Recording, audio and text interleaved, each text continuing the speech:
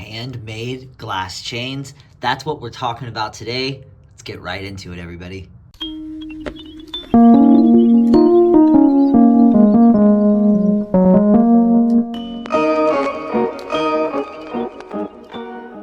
Heyo, what's going on, everybody? It's your boy Potter with Grandmaster Glass, your home for glass blowing.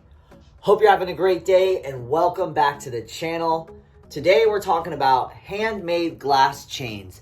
I've been working on these for the better part of maybe 2 years at this point, and they have slowly but surely gotten better over time. And I thought I'd take a few minutes today, talk about them. I'm in the middle of a project, show you guys how I make the clasp, show the couple different sizes that I make, and some of the different techniques. So taking a look in the case, we have got a couple different sizes.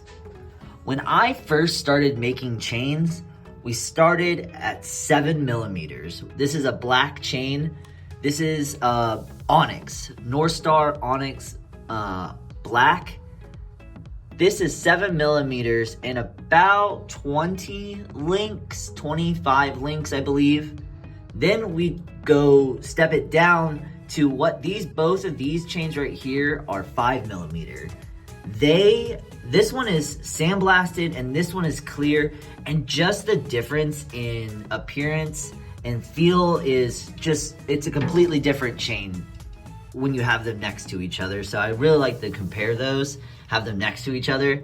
And then as the years have gone by, I've been able to dial it down to these 2 millimeter chains. So right now I had a customer who wanted a full length chain. So this is my first full length 2 millimeter chain. I have made several bracelets. I've probably made close to maybe 10 or so at this point, and I have another customer's chain right here, bracelet that I'm working on, and that one is gonna get fixed. They lost a whole bunch of links, it got smashed. So I'm fixing that for them. But this is a set right here, and this one is just crazy. It's got like over 100. I lost count. I was trying to keep track of them as I was making them. Like every time I finished a row, I would count 10 at a time, but I just lost count. So I'm somewhere at 100, 120 on this one. And just the progression over the years, like the bigger it is, the more time you have to think and work it. The smaller it is, the quicker it gets cooler. Like the shorter amount of time you have to work the glass while it's hot.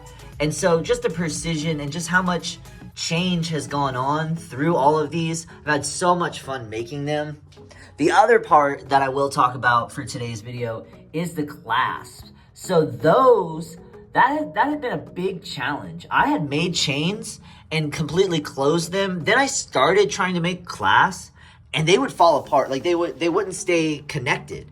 Well, I have started to learn how to solder. So I'm gonna show my little solder station and how I do that, because it's a wicked process. I'm still learning. I wanna make it better. So these smaller ones, because they're so small, you want to be able to take them on and off. Like this is basically a 28-inch necklace. Same with the bracelet. You can't slip a glass bracelet on, so you have to have the clasp.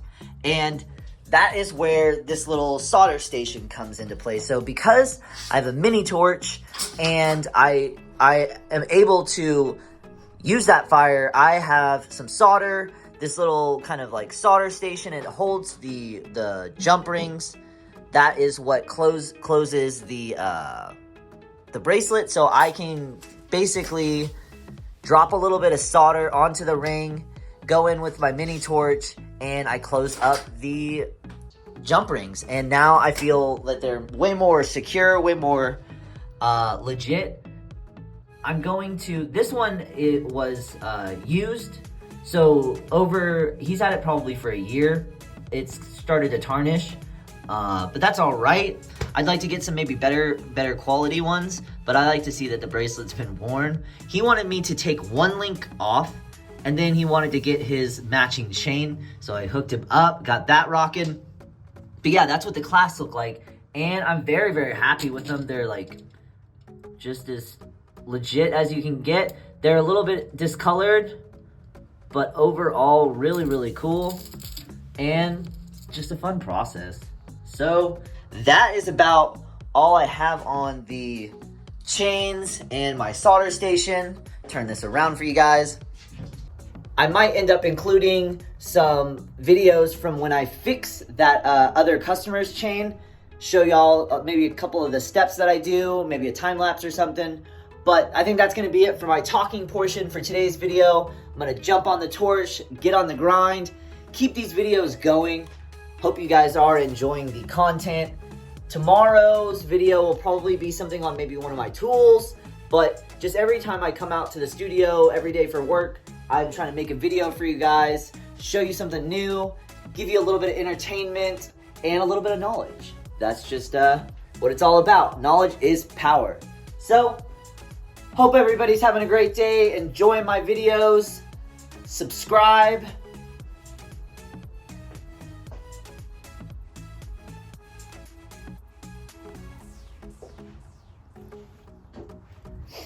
I have got a lot of fun ideas in the future, and putting them all together does take time. So staying consistent with these type of videos where every day I'm just making a video for you, something to watch on your lunch break, something when you come home and want to sesh with your homies, just a little bit of knowledge to carry with you.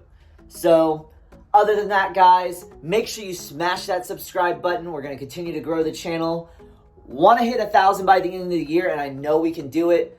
Share these videos, talk about it with the homies. Let's grow the glass community. I want to find a home for glass blowing. That's my objective at this point. We're not going to stop. Never stop evolving. Like, comment, subscribe, and never stop evolving.